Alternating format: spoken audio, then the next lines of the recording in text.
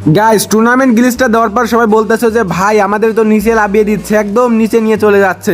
এটার কারণ তোমরা একটার বেশি গোলো মারতেছো, একটার বেশি গোলো মারা যাবে না। এখানে আমার দেখো আমি গ্রেনেডটা মারার পর ভিপিএনটা অন করি, ভিপিএনটা অন করার পর একটু ব্যাগ আসবো, ঠিক আছে, একটু ব্যাগ এসে একটা টিপ দেবো, জাস্ট গোলওয়ালে একটা টিপ দেবো। টিপ দেওয়ার পর ওইখানে গিয়ে আবার বসবে, ভিপিএনটা অফ করে দেবো। ভিপিএনটা অফ করে দিলে দেখতে পারবো আমার কিন্তু ওর ভিতরে নিয়ে যাবে, কিন্তু একদম নিচে লাভাবে না, ওইখানে বাঁধিয়ে রাখবে। আর এখানে অপেক্ষা করবা, দেখবা ওই কোণে জোন কখন আসে।